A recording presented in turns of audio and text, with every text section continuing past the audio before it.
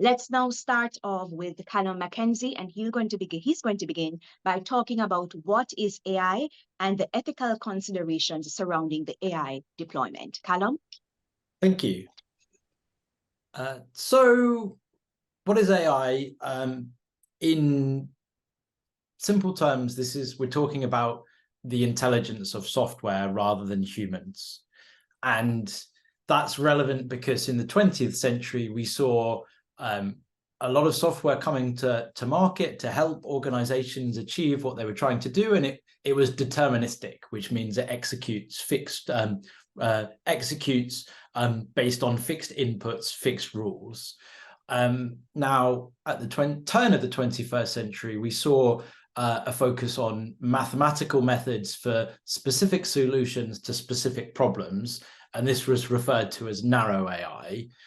Fast forward a little bit to 2012, deep learning was starting to be deployed into commercial settings. So a well-known example that we would have all used back then would have been recommendation engines in social media. So in following the success of deep learning, we had this period in 2015 to 2022 where we observed significant funding across all sectors, and sometimes referred to as a Cambrian explosion of AI for anything. And B2B organizations that were helping deploy and guide the best way of implementing this software, we're starting to see lots of successes, but also lots of challenges. So data scarcity, data inconsistency, lack of talent, struggles to go from DevOps to MLOps, building the right model for the right problem, safety and ethics. So this was certainly not easy. Some of the larger tech organizations cracked this a while ago, but a lot of organizations are still struggling with this part of making AI real.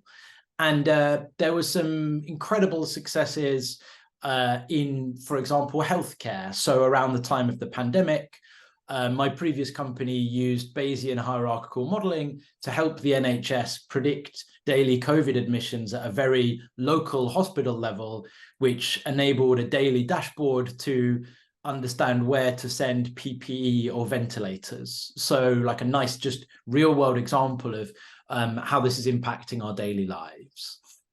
So if we sort of think about generative AI, definitely it hit most people November 2022 when ChatGPT launched, but actually this had been around since the early 2020s. And this is taking a form of deep learning architecture first proposed by Google in 2017.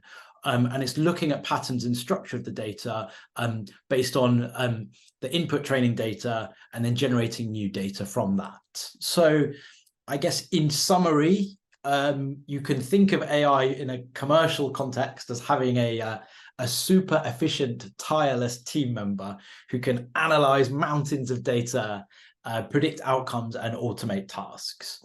Now, if we sort of just take a step back and think about what does this mean for us and why are some organizations sort of struggling with this, we've kind of got three different fields clashing together within AI that people are still working out and will take a long time to work out.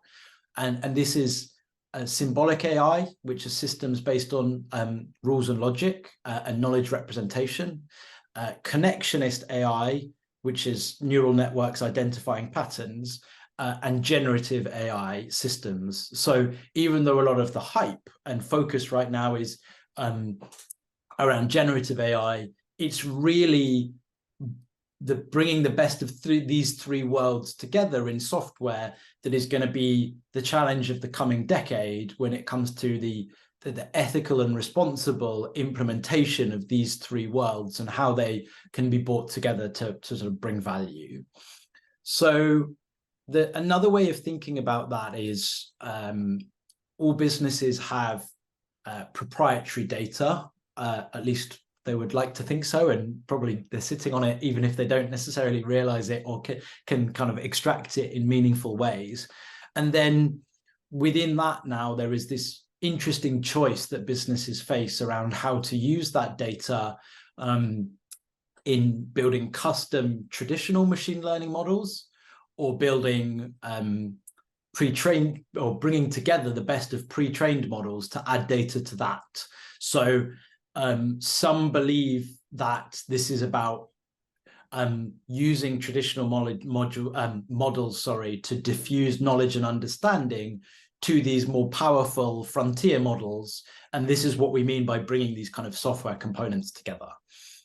In terms of what this means for society and sort of just thinking ahead, and we're really on the cusp of something quite interesting here in terms of a nice way to think about a very new, powerful model like GPT-4 is we're just at the very start of understanding how we can kind of think about a chat interface as a window into the potential of this model. So you can think of a basic chatbot interface as the very first step in what could be lots of innovative and exciting ways of us engaging with these models and then better understanding us.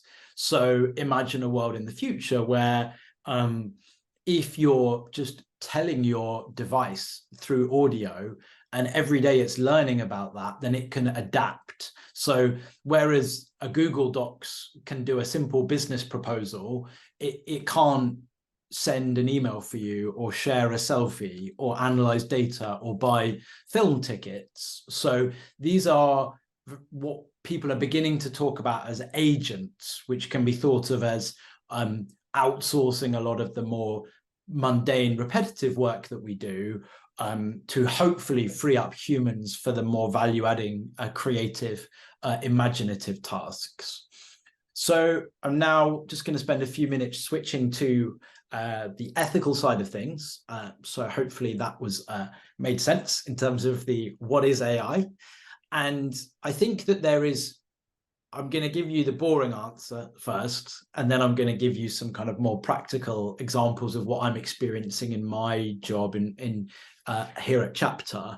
And there is a long list of very important ethical considerations, and these are bias and fairness, privacy and data security, transparency and explainability, accountability, job displacement, economic impact, a long list of things that I've written about in the past and people have been grappling with for a good few years now. And this is touched on at the AI Safety Summit, where there was a huge focus in the UK at Bletchley Park on this. But I think most people on this call could research that themselves and will have differing levels of interest in the specifics of those categories. So I thought if I just share some practical advice, what I'm going to spend a minute or two doing now before I hand over to the next panelist. So my take on this from a sort of practical and ethical perspective is use the most advanced tools that you can right now. And there's a huge jump in power and capability going from, for example, GPT 3.5 to GPT-4, and you do have to pay for getting access to the more powerful models, but it's truly moving at such a fast speed that you need to be experimenting with the latest tech to get your head around what's going on and what's possible. Similarly, real world use cases in your own companies, explore emerging interoperability between these tools, and you'll start to realize that the tech is getting there, but there's still quite a lot of heavy lifting in achieving a task and then taking that task and moving it into another AI tool. And businesses will solve these use cases very rapidly, but by doing that yourself, you begin to understand what problems you're facing and opportunities you're facing in your company, because that will be unique to the individual and the company you're in. I would encourage setting up formal mechanisms and just observing people, how they're using these tools, and encourage them to kind of say what they like and don't like, because the human adoption side is important and it's unique to each individual. On the hiring side of things, I always advocate for hiring for strategic flexibility. This tech is moving so fast, it's impossible to predict where it's going to go. So if you hire on a very specific skill set, that could be commercially painful for you down the line. So just a few more things that I'm just going to rattle through, and then I would encourage the use of AI tools within your companies. People are going to use them anyway, so you have to set ground rules for where you would draw a red line. An example of that would be someone that just generates an entire document and hands it over. But there's more subtle things like, is it okay if someone uses GPT-4 as a framework to inspire them and then do the work against that? In some circumstances, that might be fine. In other circumstances, you'd expect the human to come up with that framework at the beginning. So yeah, we at this company have built our own secure and private version of a tool. So be aware of leaking sensitive and proprietary data back into these models. Encourage your people to exercise critical thinking in basically questioning any creative output that they see now, which sounds a bit cynical, but newspaper, art, video, books, we're going to have to think a little bit differently about these. And I think that there's a really interesting point here around the employee experience and collaboration. So shared experiences at work, memories, what it means to be human in a world where everyone's getting sucked into these AI tools, I think is something that organizations should think very carefully about.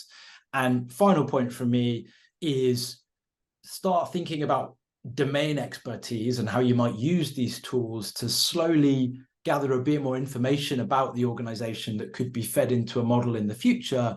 A small, simple example is just recording video meetings at work and taking transcripts of those. Be very careful about documentation and sign off of those outputs, but that could be in the long run beginning to sort of join the dots between companies, and that's especially important in remote work where we miss a lot of context and information in the fast-moving business world. So that was everything from me. I hope you enjoyed.